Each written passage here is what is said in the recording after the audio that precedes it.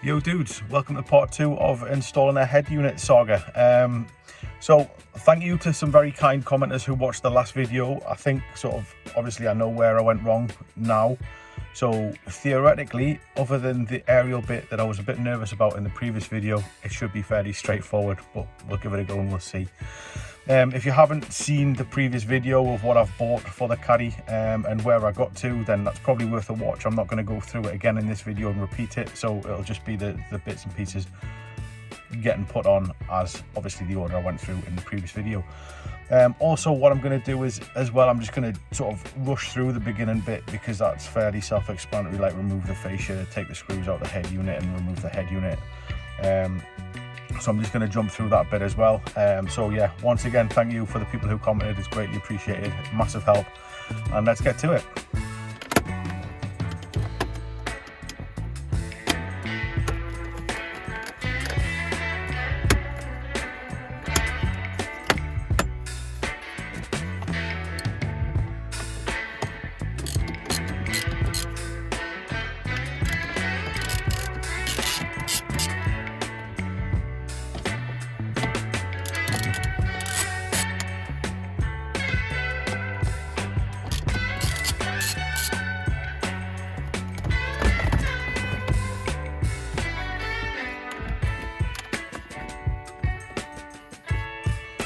Okay, so that's the head unit off. So now to the bottom tray, and remember this pops out at the back and then slides sort of that way and then back.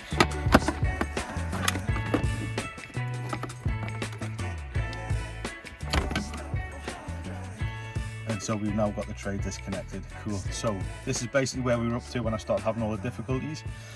So the problem I was having with this here was there's a little press sort of pin there for when it connects, and there's one on the other side, and even with both of those sort of pushed in, I was still unable to get this out. So I'm going to take my time a little bit and I'm going to try to get those both pushed in, and I'm going to take a little bit longer with it than I did. I also removed these on each side thinking that this whole unit would just slide out, and again, even with those removed, that wouldn't move. So there's something that I'm either A, missing, or B, sometimes it looks like several pieces of plastic, but it's one solid piece of plastic. And before I was a bit worried about snapping something. So give me a couple of moments, I'll see if I can figure this out, and then we'll go back to it. And if I've got it sorted, I'll explain what happened. Okay, so we've made a bit of progress. So these two metal pins that were on the side here have allowed this to come out from above. I think last time I was trying to pull it down through because I thought this bit disconnected and came off that way to a separate piece, which was this piece, but no. So if you disconnect those, this one comes up and out, and so now I'm still having issues with this bit because obviously the clip's here. So I'm just going to focus on this bit a bit more and see if we can get this to the point where it's free, so I can then move on to use the replacement USB that I purchased. Okay, so we are winning. I've now managed to remove this bit from here, which was difficult. Essentially last week I was just scared of breaking it, and this week I've just come in with a if it breaks it breaks kind of attitude. So it's got obviously this bit here and this bit here, which have these like slide-in things, and in all honesty it's just quite difficult to get both of them released at the same time in order for you to slide it out. And then it's a bit like it's a bit of a tight spot to slide it out as well. But yeah, like I said, I literally went in with the attitude of not caring whether I break it or not, and that seems to have worked. Just looking at the USB and the way that's set up currently, so I've took the cap off, and so there's the connection that would wire it up to the standard radio, and there's obviously just to see what I can do with this compared with the new one, because I still haven't figured out how to get the new one to sit in place, but that's what I'll do now, and then once I've done that we can move on to the head unit. But yeah, with this, and I'll get the new one out and see if there's a way that I can figure out to put it in place and keep it in place. Okie dokie, so I'm still having issues getting this placed in the correct area, and I'll show you why.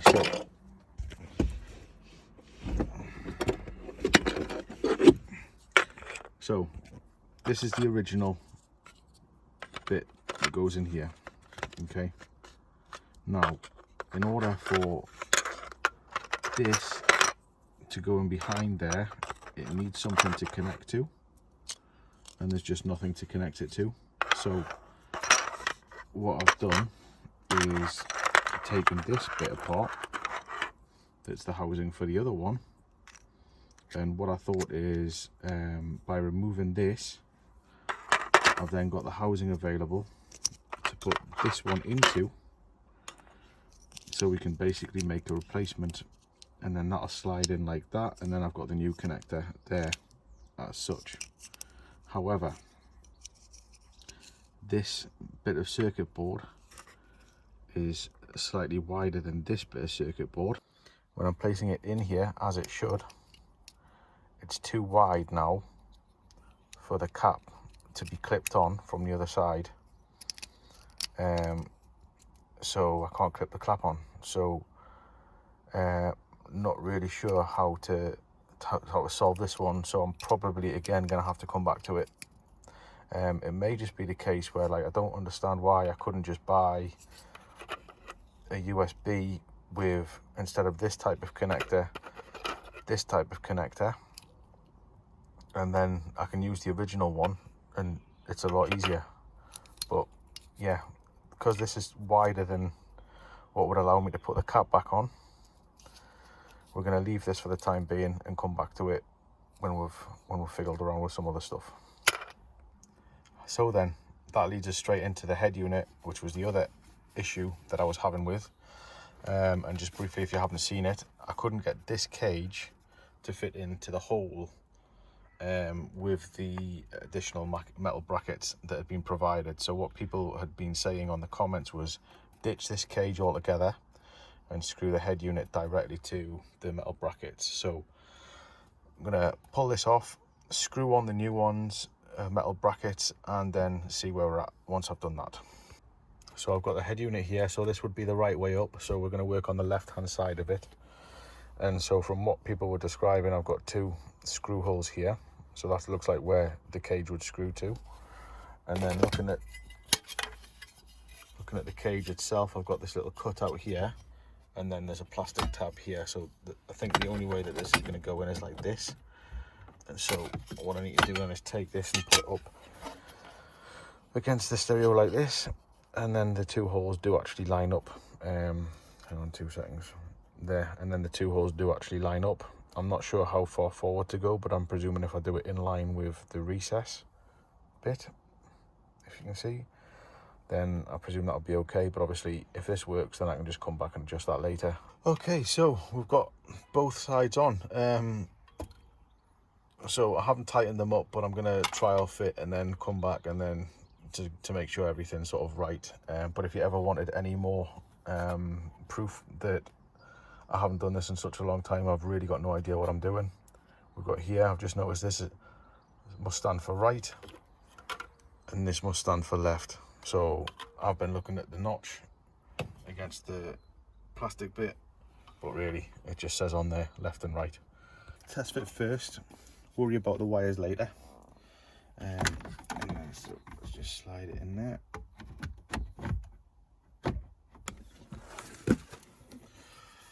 So just experimenting with fitment, moved it forward a bit as well. So I've basically, this is lined up now with the metal backing, because that seemed, you know, looking where the clips are for the fascia surround, that seemed to be like the best place to put it. But like I said, we'll just play around till we get it right. We'll try to do the wiring now for it. So first thing we're going to try to do is, it came with this speaker adapter for the car phone. So I'm going to try to wire this up first of all. I want it kind of sort of near the steering wheel, so we'll see if we can figure out somewhere to put it, and then wire it in sort of through the back and around. So I'm thinking, just off the top of my head, to put it somewhere like here. And if we put it somewhere like here, then we should be able to get the wires to go in and through here and pop out in here somewhere, so we can just plug it straight into the back of the head unit. So that seems like the best, most logical way forward to do it. And then it kind of keeps it sort of out the way. So we've put the phone speaker there, so it's not that tight, but it doesn't really matter. It gets this bit of plastic gets thinner as it goes on, so that's perfectly secure. And I never ever change the height of my steering wheel, so that'll not be affected. And then what I've done is I've just wired it down in here, so it literally goes just back in there, through, and then through and out this side. It wasn't too bad to get the wire through. So now I've got the loose wire here, which I'll sort of, as I put it in, I'll tidy it away. It's quite a long wire. Obviously, if you wanted to go up to your A pillar or anything like that, you've got the ability to do it with how long this wire is. Okay, so next thing I've done is I've wired the USB plug onto the back of the USB adapter that I bought that I can't wire in, just so it's there and done already. And I've pulled that down through the back of the dashboard, sort of following the path of these wires here, which this bit here, this one, is for the original USB. So basically followed that down on the loom to come out down here with the other ones. And then so that's now all ready, and what I can do is just fold it up and put it in the bottom if I can't figure out how to get it work today. So all that's left to do now to wire it up is the harness adapter onto here, the aerial, and whatever the other one is.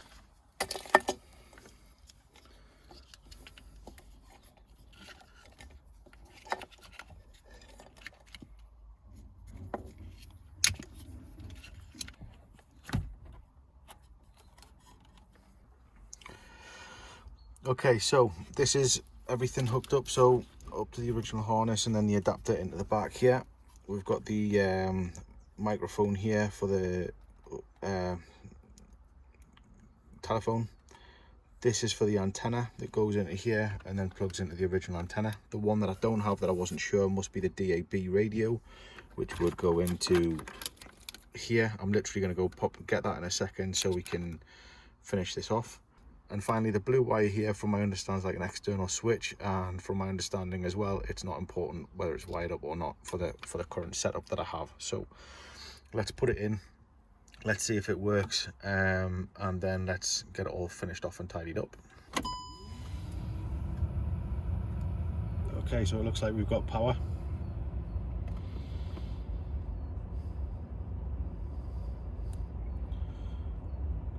Cool, so that's good enough for me to see. Turn that off now, remove the key, and then so what I'm going to do is put it back inside like I said, get the additional wire that I need, DAB, and then we should be good.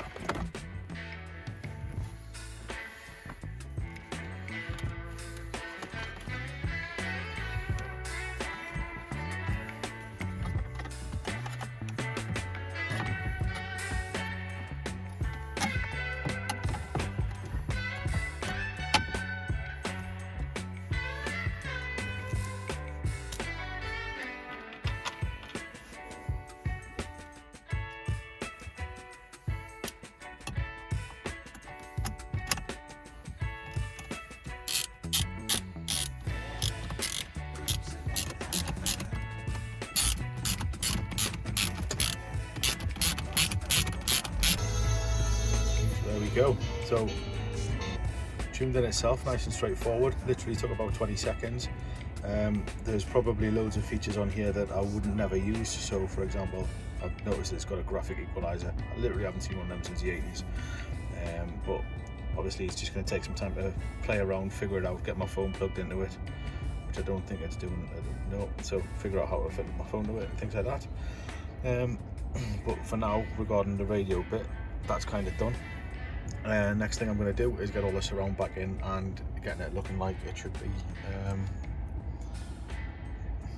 getting it looking nice and tidy. This surround here that would go on around here goes above the screws, so got to unscrew, put this in, re-screw in, and then we can put the larger surround on there.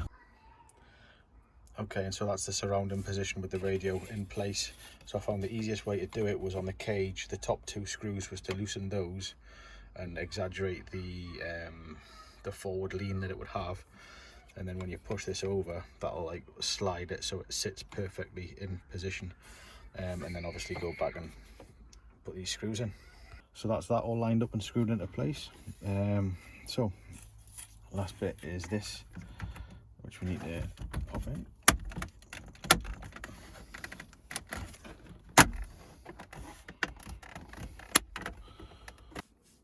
One last thing, which is there we go.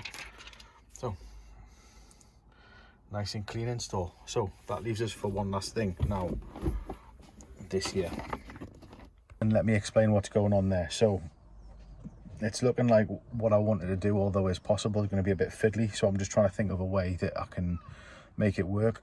The reason being is they don't actually make the adapter that I'm wanting to do and use the original USB for a caddy, so the connection's not right.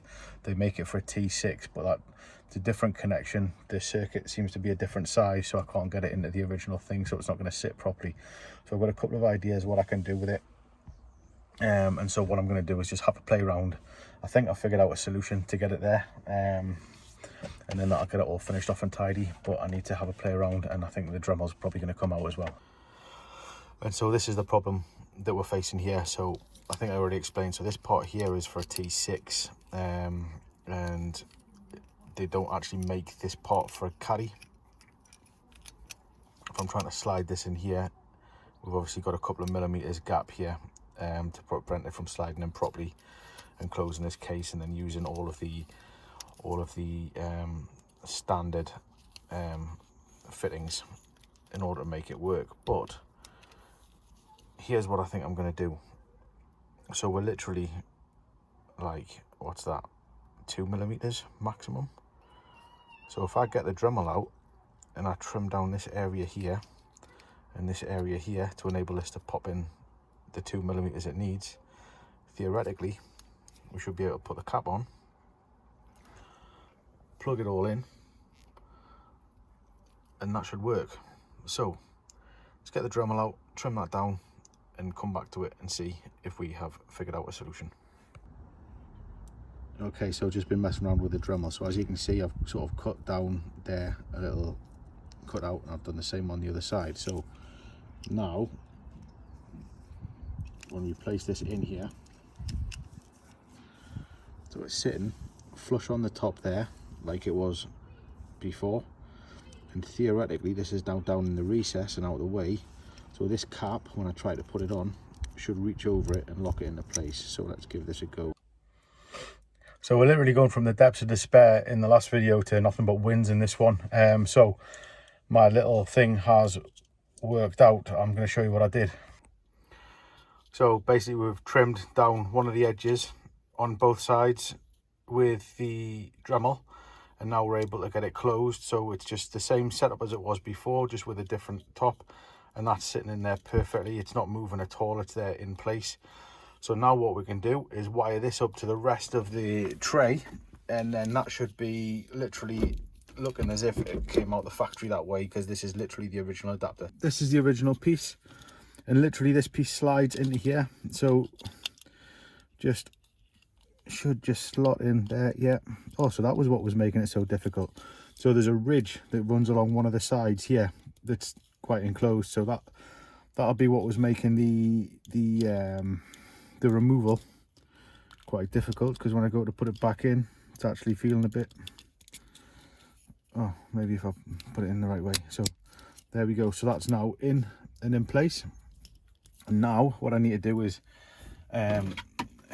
grab the tray. This should slide down from the top and the recess, so it goes that way. So that'll just slide into place there again. So again, it's a bit stiff to go in. And then what we need to do is the 2 silver clips on each side, and that should lock it in place firmly. So if we've still got these, that would be going down this way like this.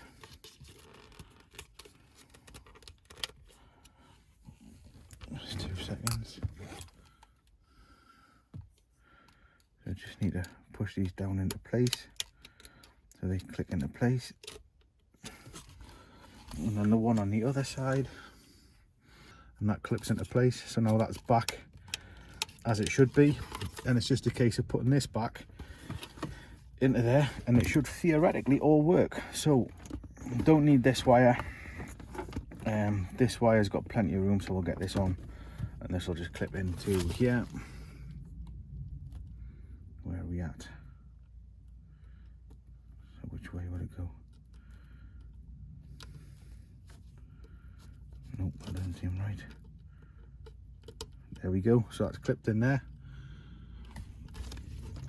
And then so we'll fold this under, and everything's down at the bottom, so nothing's under any strain.